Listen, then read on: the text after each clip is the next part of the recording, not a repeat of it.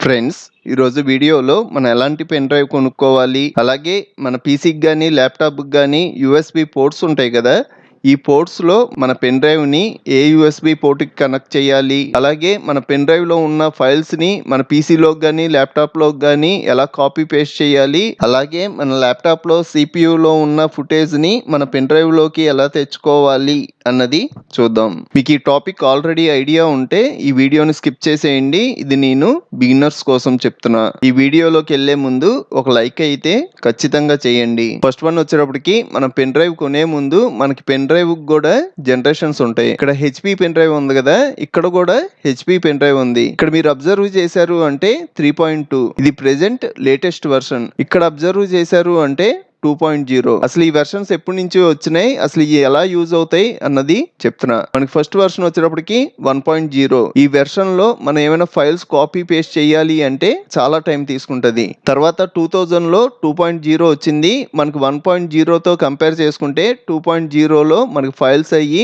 కొంచెం స్పీడ్ గా copy paste అవుతాయి. 2008 లో మనకి 3.0 వచ్చింది. తర్వాత 3.1, ప్రెజెంట్ 3.2 రన్ అవుతుంది. మీరు ఒకేలా పెన్ డ్రైవ్ కొనుక్కుందాం అనుకుంటే 3.2 లేటెస్ట్ వెర్షన్ కొనుక్కోండి. ఎందుకంటే మీరు ఏమైనా ఫైల్స్ కాపీ పేస్ట్ చేశారు అంటే మనకి డేటా ట్రాన్స్ఫర్ రేట్ చాలా స్పీడ్గా ఉంటుంది. మీకు ఫైల్స్ ఇవన్నీ స్పీడ్గా పేస్ట్ అవుతాయి. మనకి 2.0 వచ్చేటప్పటికి మనకి పెన్ డ్రైవ్ లో బ్లాక్ కలర్ కనబడుద్ది. 3.0 దగ్గర నుంచి బ్లూ కలర్ కనబడుద్ది. సేమ్ అలాగే మన ల్యాప్టాప్ గానీ సిపియూకి గానీ బ్లూ కలర్ లో యూఎస్బి పోర్ట్ ఉంటది. అది 3.0 గానీ 3.1 గానీ 3.2 గానీ మీ దగ్గర 3.0 పెన్ డ్రైవ్ ఉంటే మీరు ఖచ్చితంగా ఆ బ్లూ కలర్ యూఎస్బి పోర్ట్ కి మీ పెన్ డ్రైవ్ కనెక్ట్ చేయాలి. అలా కాకుండా మీ పెన్ డ్రైవ్ లో బ్లాక్ కలర్ ఉందనుకోండి, మీరు మీ ల్యాప్టాప్ కి 2.0 యూఎస్బి పోర్ట్ ఉంటది బ్లాక్ కలర్ లో, దానికి కనెక్ట్ చేయండి. కొన్ని ల్యాప్టాప్లలో చూసుకున్నాము అంటే మనకి 3.0 యూఎస్బి పోర్ట్ ఇస్తున్నాడు గానీ బ్లాక్ కలర్ లో ఇస్తున్నాడు, అయినా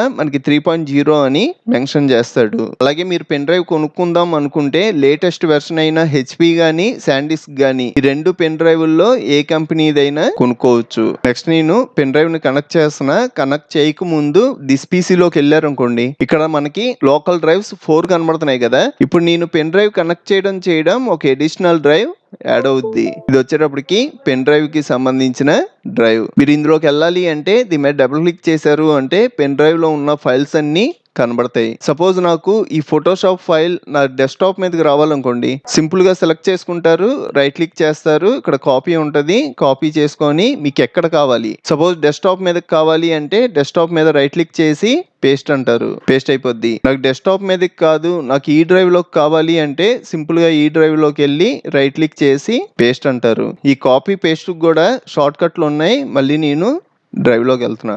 మనం రైట్ క్లిక్ చేసి కాపీ అంటున్నాం కదా, ఇలా కాకుండా సింపుల్ గా సెలెక్ట్ చేసుకొని కంట్రోల్ సి అన్నాము అంటే కాపీ అయిపోద్ది. నెక్స్ట్ మీకు ఎక్కడ కావాలో అక్కడికి వచ్చి కంట్రోల్ వి అన్నారు అంటే పేస్ట్ అయిపోద్ది. ఇలా కాకుండా నాకు చాలా ఫైల్స్ ఉన్నాయి, ఇవన్నీ నాకు పెన్ డ్రైవ్ లోకి వచ్చేవాలి అన్నా కూడా మనం తెచ్చుకోవచ్చు. సపోజ్ నాకు ఇక్కడ ఫైల్స్ ఉన్నాయి కదా, మీరు ఇలా డ్రాగ్ చేసి కూడా ఫైల్స్ సెలెక్ట్ చేసుకోవచ్చు. ఈ ఫైల్స్ అన్ని నాకు పెన్ డ్రైవ్ లోకి కావాలనుకోండి, రైట్ క్లిక్ చేసి కాపీ అంటారు. నెక్స్ట్ మీరు పెన్ డ్రైవ్ లోకి వచ్చి కంట్రోల్ వి అన్నారు అంటే పేస్ట్ అయిపోద్ది. ఇలా కాపీ పేస్ట్ కాకుండా డ్రాగ్ అండ్ డ్రాప్ కూడా చేయొచ్చు. ఇది పెన్ డ్రైవ్ కదా, దీన్ని రీస్టోర్ డౌన్ చేస్తున్నా, ఇలా సైజ్ తగ్గుద్ది. నెక్స్ట్ దీన్ని కూడా రీస్టోర్ డౌన్ చేసుకోండి, సైడ్ బై సైడ్ పెట్టుకోండి. మీకు కావాల్సిన ఫైల్ని సింపుల్గా ఇలా డ్రాగ్ అండ్ డ్రాప్ చేసేయడమే. ఇలా డ్రాగ్ అండ్ డ్రాప్ చేయడం ఈ ఫైల్స్ అన్నీ ఇక్కడ పేస్ట్ అయిపోతాయి. నాకు ఇక్కడ ఫైల్స్ వచ్చినాయి, ఇక్కడ ఫైల్స్ వచ్చినాయి, ఇలా కాదు, ఇక్కడ ఫైల్స్ అన్ని రిమూవ్ అయిపోయి ఇక్కడికి వచ్చేవాలి అంటే మనం కంట్రోల్ సి కాపీ యూస్ చేస్తున్నాం కదా, అలా కాకుండా కట్ యూస్ చేయాలి. రైట్ క్లిక్ చేసాము అంటే ఇక్కడ కట్ అని ఉంటుంది, క్లిక్ చేసామంటే కట్ అయిపోతాయి. దీని షార్ట్ కట్ వచ్చేటప్పటికి కంట్రోల్ ఎక్స్. మీకు ఎక్కడ కావాలి అంటే అక్కడికి వచ్చి కంట్రోల్ వి అన్నాము అంటే ఆ ఫైల్స్ అక్కడ కట్ అయిపోయి మీరు పేస్ట్ చేసిన చోట పేస్ట్ అయిపోతాయి. నెక్స్ట్ మన పెన్ డ్రైవ్ లో ఒక ఫోల్డర్ క్రియేట్ చేసుకోవాలి అన్నా క్రియేట్ చేసుకోవచ్చు. సింపుల్ గా రైట్ క్లిక్ చేస్తాం, న్యూ అంటాం, ఫోల్డర్ అంటాం, మీరు ఏమైనా నేమ్ ఇవ్వాలి అంటే నేమ్ ఇవ్వచ్చు. నెక్స్ట్ మీకు కావాల్సిన ఫైల్స్ అన్ని సెలెక్ట్ చేసుకొని ఈ ఫోల్డర్ లోకి డ్రాగ్ అండ్ డ్రాప్ చేసేయచ్చు. ఈ ఫైల్స్ అన్ని ఈ ఫోల్డర్ లోకి వచ్చేస్తాయి. అలాగే మీరు ఏమైనా ఫోల్డర్ ను కూడా డైరెక్ట్ గా పెన్ డ్రైవ్ లోకి డ్రాగ్ అండ్ డ్రాప్ చేసుకోవచ్చు. ఈ డ్రైవ్ లో ఇక్కడ ఒక ఫోల్డర్ ఉంది కదా, ఈ ఫోల్డర్ ని నేను పెన్ డ్రైవ్ లోకి తెచ్చుకుంటున్నా. రీస్టోర్ డౌన్ చేశాను.